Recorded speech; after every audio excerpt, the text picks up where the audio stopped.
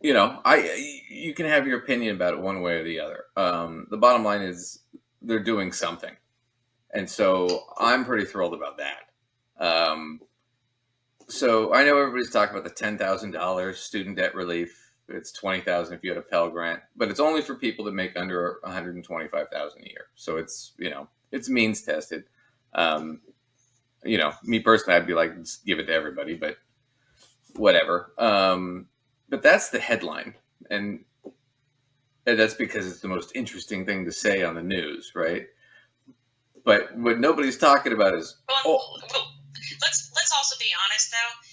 That's a pretty sexy component of it. I mean, like, when's right, the last time the government was like, "Hey, guess what? We're going to give you 10 to 20 grand of money that's not your own tax money that you got refunded. We're just going to give it to you," and that's essentially. yeah, but it's also kind of backhanded too because the government is why a lot of us have these student loans in the first place. So it's kind of like Okay, you got. I mean, I'm just but if if they we're spent making a a lot of political years argument. getting us into the situation and not actually doing anything to help us out, so you know what? It's I'll like take Lacey. it. If I punch you in the face every day, and then one day I'm like, you know what? I'm going to give you 1 week where I don't punch you in the face, and you're like, wow, isn't he generous?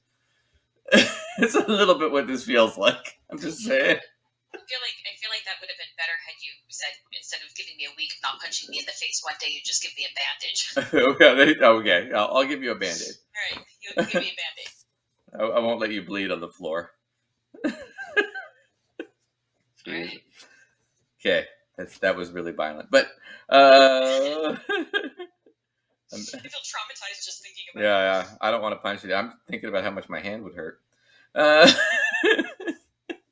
that's my motivation right there. No, so that's the student led debt relief is the big headline because it's the most sexy thing to talk about.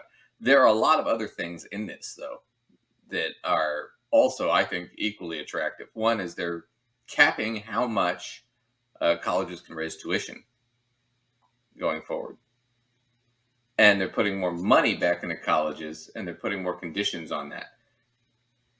So colleges can no longer start racking up fees and a bunch of other shit anymore. They have to keep it into a certain level to keep it feasible. So the government is now giving them more funding, but they're making it contingent on you have to follow all these rules, which is what it used to be like in the 60s and 70s, right? When, we had the big boom when people started going to college. Uh, so I think that's a very positive thing that the government's dumping more money into higher ed. On top of that fact that they've done is so under Bush, what he did was he capped it at your federal student loans, not private loans, just your federal student loans. You couldn't be charged more. You couldn't be expected to pay more than 15% of what they call discretionary income, which is basically just extra money that they assume you have, right? Right. They have their own special formula that you can plug that into to decide. Yeah, it's not your total income; it's what you had left over, essentially. Obama then capped that lower at 10%. Biden has now pushed that down to 5%, and they've narrowed what qualifies as discretionary income so that 5% is actually closer to like 3.5 or 4 of what it was before. So that's great news because if you have a ton in student loans and you're just never going to pay it off, you just pay the minimum until you die, and then the loan's forgiven when you die. I mean, the negative is you have to pay it till you die, but still. But you have a lot of people that are like retired where it's like they went to school or they had grandkids or kids that went to school and they took out plus loans and shit like that because they wanted their kids to go to school, and so they kind of threw themselves on the fire, you know, to do that, and they owe $100,000 and $200,000 in student loans. Well, what happens is if you can't pay that, the government can take 15% of your Social Security,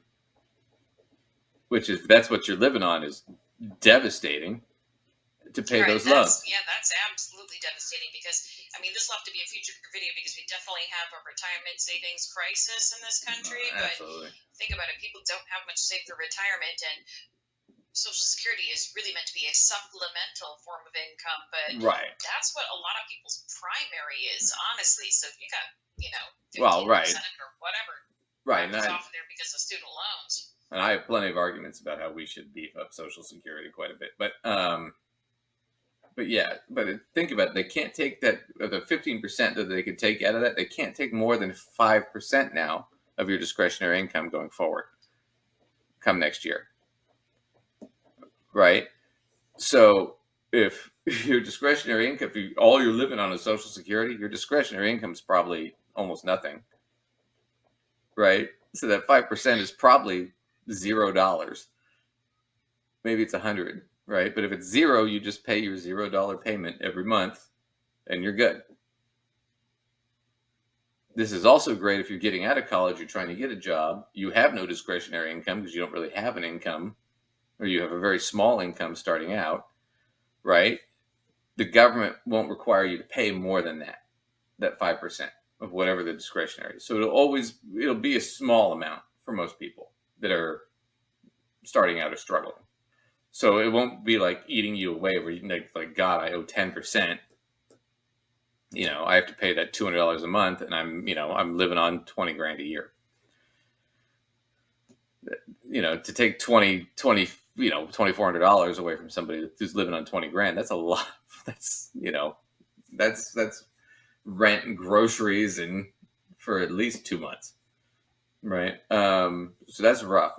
So that's all gone down and pretty much gone to a point where it's almost gone away.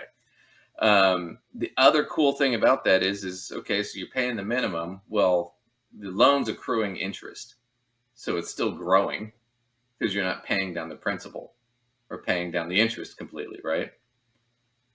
Not anymore. As long as you make the minimum payment, whatever your minimum payment is, the government will now pay for the interest. So your loan will not grow as long as you're making the minimum payment. So if your minimum payment is 100 or 0, as long as you make your payment, even if it's $0, you make your $0 payment every month, right? And when I say that, I mean you just don't do anything. You got $0, but you're meeting your goal, right? That one's a big deal. That one is a really, really big deal because I can't tell you how many people I know that have been making minimum payments, not necessarily like staring at the balance because they probably check the bill every month and just have it automatically coming out because it saves them a little money by doing that. And they log in every once in a while to like update their payment plans, whatever. They look down and go, how is it $20,000 higher? I've been making all my payments, and that happens. People's loans grow exponentially just because of the interest getting dumped on top of it. So that one, while it's not like the sexy headline going on, it's really a serious thing that's going to help a lot of people. Yeah, let me do this real quick. So let's say you had a 20,000, and you were making $20,000 loan. You were making $600 a year in payments, $50 a month payments. In 10 years, your $20,000 loan would still be owed $24,700 or $24,000. So your loan would have grown by $4,757.35 in 10 years, even though you were paying $600 a year because you weren't paying down the interest enough or paying into the principal. That isn't going to happen anymore. The government will cover that money. So if you're paying your $50 a month, and that's what your minimum payment is, right? That loan will still be $20,000 in 10 years. It won't be 24. Right. So it might not be less, but at least it's not getting worse. It's not going to get worse. And you got to think about this. We have $1.6 trillion in debt. How much of that, and that's student loan debt, total student loan debt in the country. How much of that is interest that's accrued? I bet you a big chunk of that is interest that's accrued. Right? And next time we'll get into more of the politics of what happened with all that, but that's a big deal. So the government's going to pay for the accrued interest as long as you're making your minimum payments. Your minimum payments are going to go down, right? They're dumping more money into school, and they're trying to get more kids to go to college, and trying to make it more feasible for them to go to college, so they're not burdened with the kind of debt that you and I fucking had. So I got to tell you right now, for an executive order, I'm really thrilled about this. And if you're watching this, go, and I'll put this in the link in the description below, ed.gov/subscriptions. You can get notifications on this for how to go forward with this, for how to get your $10,000 debt relief, when to file for that. Right now, you should be looking at filing soon, because I think they've released it, or they're going to release it any day now. And Yes, and if you want to get it done this year, you should file right now. Yeah, let me jump in on that one. So the government has suggested that for the majority of us, they have our information and we should be seeing this automatically. But they may not have all of the appropriate information for all of the people. So they are making a paper form, which should be a one-pager. I haven't seen it yet because I don't know if it's even come out yet. But they're supposed to be putting that out this month, which is the month of October. And they are recommending that people go ahead and file that if they're not seeing an automatic forgiveness hit their accounts. And the suggestion has been you should file anyway. Sensitive people. You should file anyway. File it anyway. File anyway. It's the government; they can deal with it. But the suggestion they have made is to file it by the middle of November. The reason that is a special time frame is because they believe it will take 4 to 6 weeks to process it. And if you file it by the middle of November, that means by the end of the calendar year, you will have received your forgiveness in theory. But of course, like the IRS gets backlogged. So, I mean, we don't know if this will get backlogged too. Who knows? I'm actually, I'm a little bit more confident. I'm confident in this, and I'm actually a little bit more confident, especially since they've dumped a lot more money in the IRS and the U.S. Postal Service and stuff like that. So I'm a liberal. I'm not a liberal. I'm further left than that, but not the bitch. But like, as a financial planner, man, when I started, it's like you call the IRS, and you'd be on hold for like 4 minutes, and you get somebody, and it would be resolved in like 10 or 15 minutes, right? Under Trump, it would take you 3 to 4 hours. It might take you 2 days.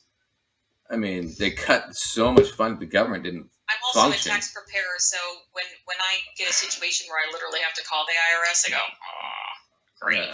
Well, it's gotten better, but it's gotten better in the last year. I'm just saying. It's true. It has gotten better. It's gotten way better. Let's loop back around though. Sorry. Just gossiping bullshit. Yeah. The reason it's really important that you file by the middle of November, assuming everything operates on time. And yes, I do have a little more confidence that this one will operate within its correct time frame. Yeah. But sooner is better. Yeah. Sooner is better because as of the end of this calendar year, the pause on payments that has existed throughout the COVID pandemic is going to be done. They said they're not kicking the can down the road any further, so we're going to all have to start making our payments again. If you've already made sure your forgiveness is in check, then you will be making payments under these certain new guidelines and with a lesser balance, which means your monthly payments, although not zero, which has been fun, will go down. are going to be significantly better than what they were pre-COVID. So we want to give the government a little assist so that we can have the lower payments going into the new year. Absolutely.